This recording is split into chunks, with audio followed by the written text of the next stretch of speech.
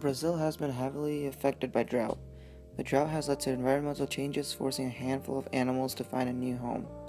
It has also hurt many water-dwelling organisms due to the lack of nutrients in the streams and rivers, and therefore reducing food and water supply for the Ticuna, who rely heavily on the water-dwelling organisms for food. Flooding has been disastrous to Brazil. Floods have destroyed villages along the river, as well as spreading waterborne diseases to humans. Along with humans and villages, floods have been destroying a lot more. They have caused a huge setback in biodiversity due to the destruction of ecosystems and natural habitats. Increased temperature has caused a decrease in water supply throughout the northeast region of Brazil. Locals in this area are finding it hard to accomplish everyday tasks such as cleaning, drinking, and cooking. Agriculture depends on fresh water to sustain life as well, and without it, farmers' crops are dying. Increased temperatures have caused an increase in evaporation, which means a decrease of fresh surface water that is needed to be used. As the climate changes, the population of disease-spreading organisms increase. Brazilian natives are at risk of acquiring dengue fever, malaria, and Chagas disease from mosquitoes and assassin bugs. Due to weaker immune systems, the children in Brazil exposed to these bugs have a greater chance of getting the diseases that come along with mosquitoes and assassin bugs. One vulnerability of Brazil is forest fires. Forest fires occur because of the rising temperatures that result in drier climates, making them more likely to catch on fire. Forest fires release greenhouse gases which only worsen this effect. This vulnerability not only puts locals in danger, but also destroys biosystems that are reliant on these forests to survive. Seasonal rainfall is an opportunity in Brazil that has benefited agriculture. Rainfall has increased by 30% in southern Brazil. This is a pivotal change as southeast Brazil suffered a terrible drought recently. This rainfall will allow farmers to successfully grow crops. With agriculture being one of the 3 largest economic factors, this will help the economy and increase food supply. Renewable energy. By using renewable energy, Brazil will reduce its carbon emissions into atmosphere. Will have an increase from 1 to 7% of overall energy supplied to the country by 2020, which will help create stronger economics by exporting energy out of different places due to the fact they will make more energy than they consume. Reduce deforestation. Since 2004, Brazil has reduced the amount of deforestation by 70% in the rainforest. Decreasing deforestation has resulted in less greenhouse gases emitted into the atmosphere, and keep rainforest brings about beautiful land, which can help with tourism as well. Due to increased temperatures year-round, the amount of tourism brought into Brazil has increased and has expanded. With warmer temperatures, the ecosystems within Brazil have been able to thrive and maintain its aesthetic attributes that appeal towards tourists. The economy has shown significant increases specifically due to the ecotourism and resort tourism taking place. Increased temperatures have also brought along the opportunity of an expansion of the tropical belt. As the tropical belt increases, this directly affects the organisms living within the tropics and supplies more natural habitats. Along with that, locals relying on the rainforest for everyday resources also benefit from the tropical expansion. Before the Industrial Revolution, Brazil's economy relied heavily on slave labor, agriculture, and exporting commodities such as wood, metals, gems, sugarcane, and coffee. During the 1950s and 1970s, after the Industrial Revolution, Brazil's GDP rose along with inflation. This was due to the increase in production, which could not keep up with the increase in wages. Brazil also increased its exports of oil, coffee, and sugar. Brazil is ranked 7th in the world for greenhouse gas emissions. This is in large part due to the fossil fuel burning that began in the 1930s. 30 years ago, Brazil relied solely on international oil. They imported 85% of their oil and produced 15% of it. However, once the Tupi field was discovered off the shore of Rio, an estimated of 5 to 8 billion barrels worth of oil was found. This had a huge increase in the domestic wealth of Brazil.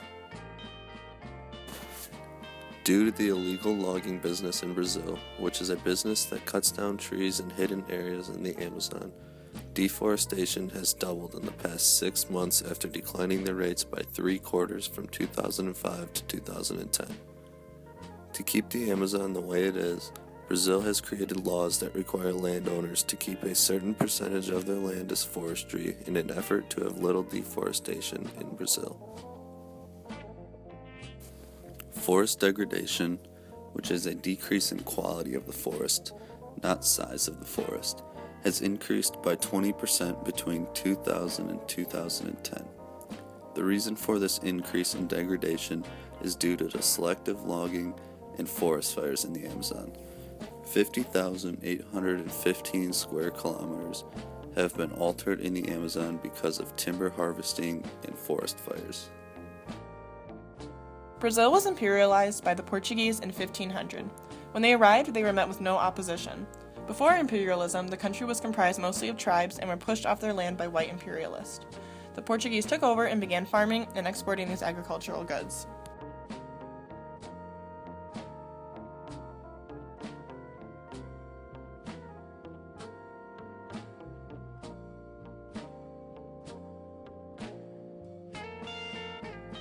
Lifestyles in middle class, which means monthly income between $1,374 and $7,475. They use more carbon footprint than lower class but less than the upper class. They have a long-run temperature elasticity of 0.8 and 1.6 respectively. Lifestyles for upper class, which means monthly incomes above $9,745. They use the most carbon footprint in Brazil. The temperature elastic of high-income families have a long-run temperature elasticity of 0.8 and 1.6 respectively.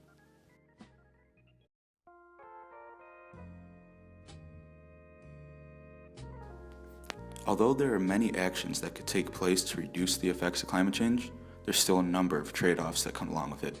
Some of these trade-offs can be seen every day. By cutting down agriculture, you reduce the economy sector and food source supplied. And by funding programs for renewable energy, the funding for impoverished may be limited. Deforestation has had a huge impact on indigenous people. Due to the rarity of them actually owning land, it's very easy for them to lose what not only provides them food and shelter, but also their source of income. Now, along with indigenous people, endangered species are also very vulnerable. There are 339 threatened species in Brazil, and 124 of those are birds. Much of this extinction can be contributed to habitat loss, damaged ecosystems. In the UNFCCC, Brazil has had a very steady and consistent platform. Brazil would like to address the relationship between greenhouse gas emissions, climate change, and the Anthropocene. Brazil would also like to focus more on global temperature increases rather than greenhouse gas emissions. And to manage all this, Brazil would like to impose a tax on countries who fail to accomplish their goals of limiting greenhouse gases. Brazil created the government-run website on climate change, which connected 40 million people to the topic and information on all of climate change, and is the most visited government website in Brazil. In 1992, Brazil was the host country to the Rio Summit.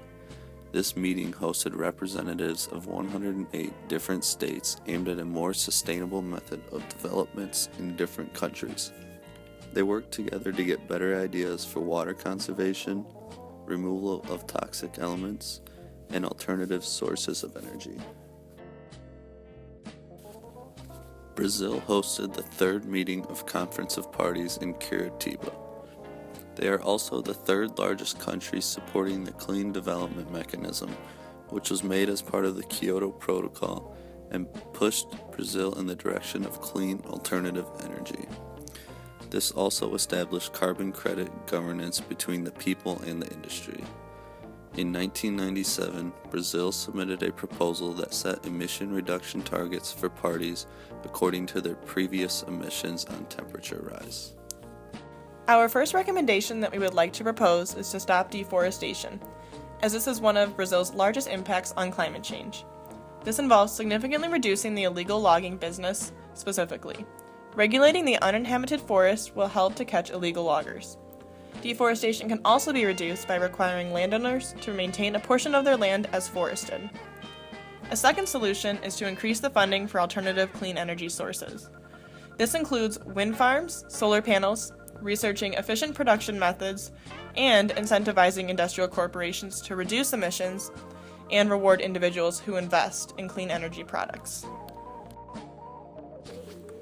A third recommendation is to subsidize and support local farming.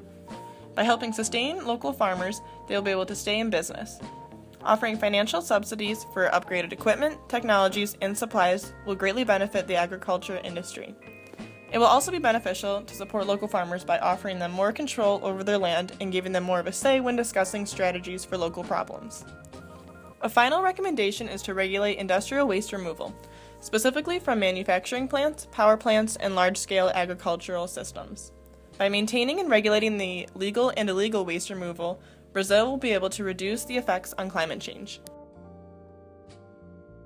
The cost in stopping deforestation, which costs about 100 million and 600 million per year, which can security reinforce system and decrease the fire-related damage to health agriculture.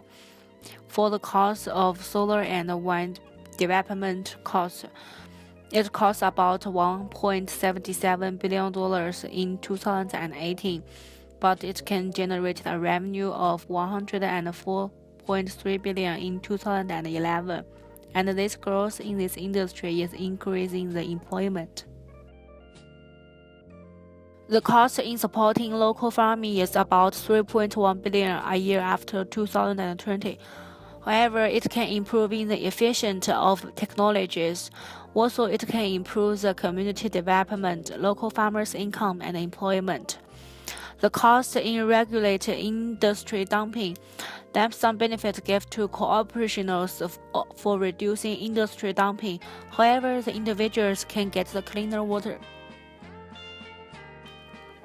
By reducing deforestation and funding clean energy, there are a number of benefits that go along with it. For indigenous Brazilians, more trees means more shelter and resources. For endangered species, a maintained level of natural habitats takes place. And as deforestation decreases, it results in preserved ecosystem and biodiversity, which will increase ecotourism. As more funding occurs for clean energy technologies, the overall amount of pollution energy being used and emitted will be decreased.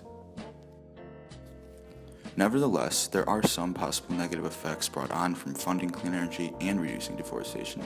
As more funding is present for clean energy systems, the amount of funding for other sectors of society, like local farming, may be limited.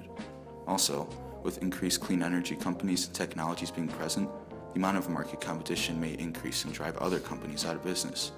And while reducing deforestation has many positive aspects to it, the economy will take a hit along with the logging companies. Brazil would like to support and subsidize local farmers. This will limit the overcrowding of cities and decrease airborne diseases. It will also support cleaner farming practices, which will make food production much more efficient and put more food on each person's plate.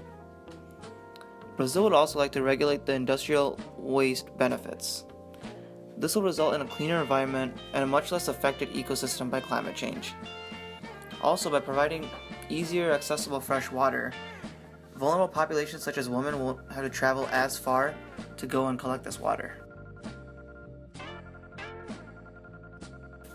In order for a country to successfully reduce climate change, there must be a balance between investments and production. To enforce the policy, you need to invest in stopping deforestation and regulating industrial dumping. You also need to invest in alternative clean energy sources and subsidizing and supporting local farming. On the other hand, there needs to be some production as well, such as the produce that comes from the local farms. With this balance, you can make a positive impact on today's society as well as generations to come. Brazil was further involved by being the first country to submit its forest reference emission level in 2014 to reduce deforestation. This led to the development of the Warsaw Framework on REDD+. Brazil also submitted the intended nationally determined contribution. The INDC plans to reduce greenhouse emissions by 37% less than 2005 emissions by 2025, and reduce emissions to 43% less than 2005 emissions by 2030. Theory of justice. In stopping deforestation, Brazil citizens played a critical role in pushing their government to go further in increasing the funding for clean energy sources. This will supply equality to businesses who practice clean productions and energy use.